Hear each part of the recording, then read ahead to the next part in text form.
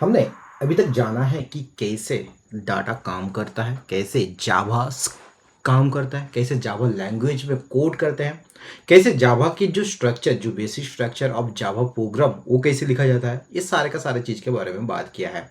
Not only that, अभी तक हमने 5 चैप्टर कंप्लीट कर लिया है फ्रॉम आईसीएससी बोर्ड के, जो भी कंप्यूटर साइंस क्लास 9 के कंप्यूटर साइंस है उससे, या फिर कह सकते हो कंप्यूटर एप्लीकेशन है उससे, हमने इस चीज़ को कंप्लीट कर लिया है। नाउ आज हम बात करेंगे नन देन, जो टॉपिक है उसका नाम है डेटा प्रोसेसिंग, या फिर कह सकते हो data processing in Java.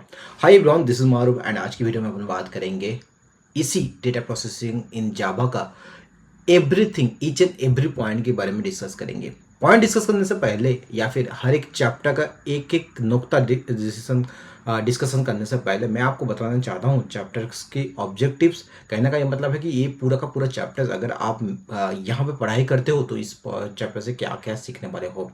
And इसी के साथ चलिए आज की वीडियो की शुरुआत करते हैं। एंड अगेन फिर से एक बार बोल देता हूँ, if you don't know me just मैं आपको क्लियर कर देना चाहता हूँ, माय नेम इज माहरूफ एंड आज की वीडियो में हम जो इस चैनल के थ्रू आपको कोडिंग सिखाने वाले हैं। कोडिंग सिखाने वाले हैं इसका मतलब ये है कि ये जो आप लोगों को अभी थंबनेल देख के पता चल गया होगा, क्लास 9 आईसीएससी बोर्ड के हम जावा पढ़ाने वाले हैं। लेकिन ये मत समझना कि ये सिर्फ जावा आईसीएससी बोर्ड के लिए है, ये हर वो बच्चे के लिए है, हर वो स्टूडेंट्स के लिए है जो जावा सीखना चाहते हैं, जिनको ये लगता है कॉलेज में जाके जावा थोड़ा सा टफ है। तो मैं आपको क्लियर कर देना चाहता हूँ ये आपके लिए बहुत मक्खन की तरह काम करेगा। अगर आपने ये डिसीजन दिया है, अगर ये कभी भी मत सोचना कि क्लास 9 के लिए है तो वी नो एवरीथिंग, राइट? ऐसा नहीं है। यकीन मानिए, मैं as before as a teacher मैं बहुत ज़्यादा खुद को ये मानता हूँ कि मैं बहुत ज़्यादा लर्निंग पे ध्यान देता हूँ, because life is all about the learning. No matter at which stage you are, you have to learn something, because that is life, right? So इसी के साथ चलिए आज की वीडियो की शुरुआत करते हैं। एंड आज की जो टॉपिक है चैप्टर नंबर 6 से डेटा प्रोसेसिंग इन जावा, हम उसके बारे में बात कर लेंगे। अब ये भैया ये सब तो ठीक है, लेकिन पिछले वाले जो आपने चैप्टर आपने पढ़ा दिया है उसमें आपने प्रोग्रामिंग प्रैक्टिस नहीं कराया है, तो उसका क्या होगा? डोंट वरी मैन, हम प्रोग्रामिंग भी प्रैक्टिस करेंगे, लेकिन आहिस्ता आहिस्ता इसके साथ साथ बीच बीच में डालता रहेंगे, क्योंकि ज़्यादा प्रोग्रामिंग हो जाएगा तो बच्चे को भी बोर हो जाते हैं। लेकिन बिलीव में मैं ऐसे ऐसे प्रोग्रामिंग आपको कराऊंगा। नॉट ओनली दैट, आपके एकेडमिक से भी मैं कराऊंगा, नॉन एकेडमिक भी कराऊंगा। टेक्निकली सारे के सारे प्रोग्राम्स हैं। अगर आपको प्रोग्राम लिखना आता है, अगर प्रोग्राम आपको समझ में आता है, अगर आपको लॉजिक बिल्ड करना आता है, और अगर आपको प्रॉब्लम सॉल्व करना से आता है, तो आप लोगों को बहुत ज़्यादा इंटरेस्टिंग होने वाला है। ओके, सो हम बात करने वाले हैं डेटा प्रोसेसिंग, डेटा प्रोसेसिंग, हम प्रोसेसिंग, ठीक है, प्रोसेसिंग, ओके, ठीक है जी, प्रोसेसिंग इन जावा, ओके, इन जावा, ठीक है। होप ये चीज़ आपको समझ में आया है। चलो इसी के साथ आज की वीडियो की शुरुआत करते हैं। एंड एक बार आप लोगों को पूरा का पूरा ऑब्जेक्टिव समझा देता हूँ कि ये जो पूरे चैप्टर्स में आप लोग आखिर सीखने क्या वाले हो। इंट्रोडक्शन ऑफ आईपीओ साइकिल, क्या मतलब भैया? डोंट वरी, बस इतना ध्यान रखो। इफ आईपीओ साइकिल के बारे में बात करेंगे, क्या होता है वो तो हम डीप में बात ही कर लेंगे, उसका आपको टेंशन लेने वाली बात नहीं। जब तक महारूप यहाँ पे है तो आपको टेंशन लेना ही नहीं है, ठीक है। Introduction about the IPO cycle, comment in Java programming, single line comment के बारे में बात करेंगे, मल्टी लाइन कमेंट के बारे में, एंड डॉक्यूमेंटेशन कमेंट के बारे में बात करेंगे। हालांकि इसके बारे में ऑलरेडी हमने थोड़ा बहुत बात कर लिया है बाकी के चैप्टर्स पर, लेकिन इसमें पर्टिकुलरली स्पेशली इस कोर्स को, इस लेक्चर को डिजाइन किया गया है यही सारे चीजों के बारे में बात करने के लिए। ओके, नाउ उसके बाद हम बात करेंगे Java programming by using function argument, Java programming by using input stream reader class, input by using scanner class, import system package, creating scanner object, ठीक है। इसके साथ tokens in the text line, testing in and debugging, types of errors, syntax error, logical error, run time error, इस सारा का सारा चीज के बारे में हम इस जो लेक्चर या फिर कह सकते हो ये जो चैप्टर्स में हम बात करेंगे। ओके, होप ये सारा का सारा चीज क्लियर हो गया। देखो, किसी भी चीज को पढ़ाई करने से पहले उसका जो आउटकम क्या होगा उसको आपको जानना बेहतर रहता है, ठीक है। सो इसी के साथ चलिए आज की इस इंट्रोडक्शन स्टार्ट करते हैं एंड हम बात करेंगे introduction to data processing in Java. Data processing data processing is an important aspect of computer operation. It includes accepting values from the user, processing data and displaying the result. कैसे होता है मैं आपको एक demo देता हूँ. सबसे पहले हम क्या करते हैं, हम करते हैं ऐसे. ओके हम करते हैं कुछ ऐसे. हम सबसे पहले करते हैं इनपुट ले लेते हैं. ठीक है. जो इनपुट होता है हम इसको क्या करेंगे यहाँ पे इनपुट. ओके इनपुट लेने के बाद ये होता है प्रोसेस होता है ये. उसके बाद जो हमें आउटपुट मिलता है. ठीक है. मैंने जैसे कि शुरुआत में बताया था हम आईपीओ साइकिल के बारे में बात करेंगे. वो नथिंग बट यही है. ठीक है. यही है. इनपुट होगा, उसके बाद प्रोसेसिंग होगा एंड देन आउटपुट आ जाएगा. दिस इज ऑल अबाउट आप कह सकते हो आईपीओ. यहाँ से अगर आपका अगर थोड़ा सा ध्यान दोगे यहाँ से आपका आ गया है आई, यहाँ से आ गया है आपका पी, यहाँ से आ गया है ओ. Total in IPO. Okay this is all about the data processing. अब इसके बारे में हम थोड़ा सा ध्यान से और भी डीप में बात करेंगे. साथ ही साथ आपको एग्जाम में कैसे क्वेश्चन आने वाला है उसके रिगार्डिंग भी हम बात करने वाले हैं. ठीक है. The illustration in that illustration above in the representation of the data processing cycle called IPO cycle. This is called IPO cycle. Okay, whenever you want to write a program in computer language, the initial task is to provide values to the computer of the processing values to the computer for the processing. इसे हम ये जो input आया process and जो भी कह सकते हो कि रिप्रेजेंटेशन आउटपुट, इसे हम ऐसे भी लिख सकते हैं इनपुट. देन यहाँ पे कह सकते हैं कि देन हम इसे कह सकते हैं आउटपुट. टेक्निकली पहले प्रोसेस देन आउटपुट. इसे ऐसे लिख सकते हो, ये ऐसे आएगा एंड ये ऐसे आएगा. एंड ये जो पूरा का पूरा प्रोसेस ये चलता ही रहेगा. ये जो पूरा का पूरा प्रोसेस ये चलता ही रहेगा. ठीक है. इसी तरह ये डेटा प्रोसेसिंग होता है. Okay before introducing the input statement let us focus on non executable statement that is enables the users to understand the program logic. It is basically a statement remark called the comment. अब comment के बारे में हम थोड़ा सा बात कर लेते हैं. कमेंट्स किस लिए यूज किया जाता है. ओके हम बात करेंगे कमेंट्स के बारे में. कमेंट्स. ओके ठीक है हम बात कर लेंगे कमेंट्स के बारे में. ओके ये जो कमेंट्स होते हैं ये क्या होते हैं.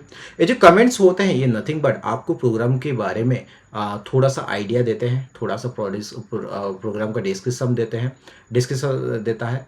एंड ये नॉन एग्जीक्यूटेबल कोड है. इसका ये मतलब है कि आप इसे अगर एग्जीक्यूशन करना चाहते हो तो भी ये नहीं होगा, क्योंकि ये इस तरह से रिप्रेजेंट किया जाता है कि प्रोग्राम में आपका इसका मौजूदगी तो होगा लेकिन ये प्रोग्राम में इफेक्ट नहीं डालेगा. कैसे, इसको भी 3 तरीके से डिवाइड किया जाता है. फर्स्ट वन क्या है, single line comment. Okay single line comment.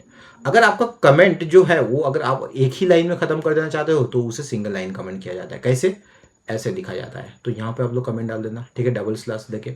जो मल्टी लाइन कमेंट होता है वो कैसे लिखा जाता है, multi line comment. Okay multi line comment उसे कुछ आप ऐसे लिख सकते हो, स्लैश स्टार. आपको सारा का सारा कमेंट लिखो, फिर से स्टार एंड स्लैश से क्रॉस करो. ठीक है. एंड जो डॉक्यूमेंटेशन होता है, documentation comment, okay documentation comment ये कैसे होता है, ये slash star dot star slash. Okay इसे बोलते हैं डॉक्यूमेंटेशन कमेंट. इसे कैसे लगेंगे 1 2 3. ओके इसी 3 प्रकार की आपका डॉक्यूमेंटेशन कमेंट होता है. देखो ये इसमें बहुत सारा कुछ आपको बोलने लायक नहीं है, जैसे ही हम पढ़ाई के साथ साथ करेंगे. एंड इसके अंदर ही आप लोगों को मैं इससे पहले भी बता चुका हूँ इसके बारे में. एंड अगेन इस चीज़ के जब हम पढ़ाई करेंगे उसके साथ साथ इसे बताते रहेंगे. ठीक है. इसी के साथ हम नेक्स्ट टॉपिक पे चलते हैं. That is called the initialisation of data values. How we can initialise data values. ठीक है, हम बात करेंगे initialisation of the data value. Initialisation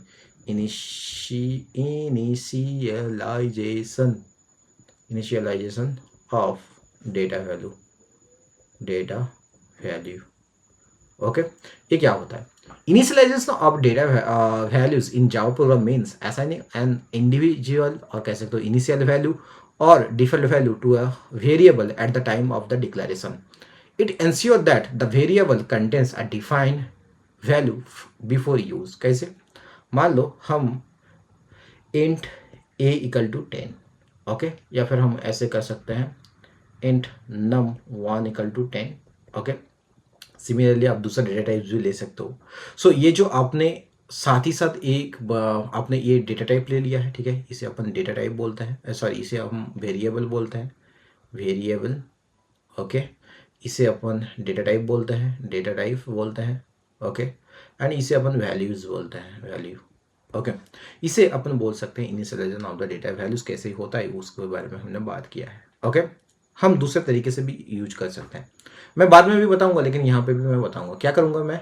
यहाँ पर मैं दिखाता हूँ। सबसे पहले तो हम डेटा टाइप्स एंड वेरिएबल को आपको डिक्लेयर करना है, सो num1, ओके। बाद में इसी num1 को आप वैल्यू असाइन कर सकते हो, ये भी एक तरीका है। अब सवाल एक आता है जो कि एग्जाम में पॉइंट ऑफ व्यू से कौन सा बेटर है, which one is the better, okay, which one is better and why, which one is better and why। देखो इसका आंसर मैं बाद में बताऊंगा, लेकिन ये बहुत ज़्यादा इंपॉर्टेंट क्वेश्चन है, शायद क्लास 9 के लिए उतना ज़्यादा नहीं है, लेकिन क्लास 10 के लिए बहुत ज़्यादा इंपॉर्टेंट है, बोर्ड के पॉइंट ऑफ व्यू से भी बहुत ज़्यादा इंपॉर्टेंट है। एंड अगर आप में से किसी को पता है तो please let me know in the comment box, क्योंकि मैं जितना देख रहा हूँ कि यार लोग कमेंट नहीं कर रहे हैं, ठीक है। कमेंट किया करो यार, मुझे तभी पता चलेगा कि आप लोग लर्निंग्स में हो, ठीक है। नेक्स्ट बात कर लेते हैं पैरामीटर्स के बारे में। पैरामीटर्स के बारे में हम बात करेंगे, ठीक है। Parameters in Java program refers to as the values pass to the main method from the command line. They allow the users to provide an appropriate data type of input while running the program. For example हम क्या करेंगे यहाँ पे, आपने देखा होगा right, public static void main, okay. अच्छा, गौर से देखना और मुझे कमेंट करके बताना कि ये जो लाइन मैंने लिखा है ये प्रोग्राम में कौन से नंबर लाइन पे लिखा जाता है। फर्स्ट लाइन लिखा जाता है, सेकंड लाइन लिखा जाता है, थर्ड लाइन लिखा जाता है, या फिर लास्ट में लिखा जाता है। मैं जानना चाहता हूँ आप सब में से कितने लोग ज़्यादा इससे पढ़ाई कर रहे हो ध्यान से, ठीक है। कमेंट जरूर करना, इंट ए कॉमा इंट बी, ओके, समझ में आया।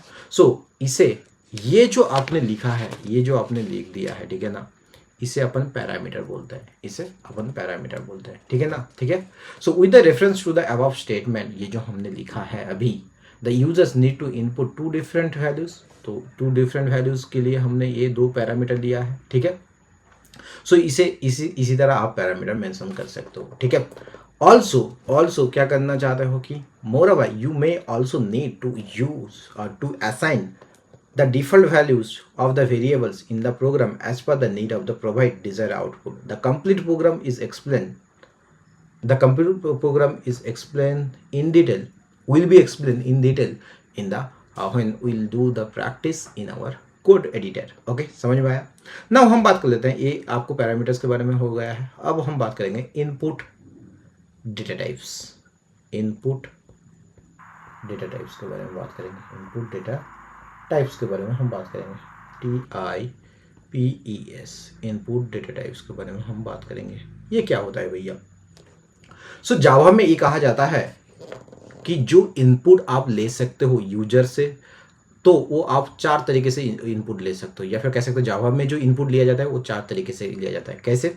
टेक्निकली 3 और 4 तरीके से जाता है। आज इस वीडियो में हम बात करेंगे 3 तरीके से, and they are by using function argument, ठीक है, by using input stream reader class. And ये जो फंक्शन आर्गूमेंट है ये mostly in BlueJ application based है। नॉर्मली अगर जावा आप यूज करोगे तो उसमें थोड़ा सा डिफरेंस आपको पता चलेगा, ठीक है। सेकंड है कि bye using input stream reader class, by using third है कि बाय यूजिंग स्कैनर क्लास, ठीक है। बाय यूजिंग फंक्शन आर्गूमेंट के बारे में हम थोड़ा सा बात कर। अच्छा, सबसे पहले हम मेंशन कर देते हैं 1 by 1, ठीक है। जब हम क्लास 10 में पढ़ेंगे ये 4 टाइप का होगा, उसके बारे में भी अपन बात करेंगे। तो यहाँ पे 3 टाइप क्या क्या है।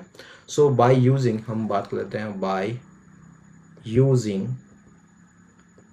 using a function, by using a function argument, okay argument, ठीक है ना।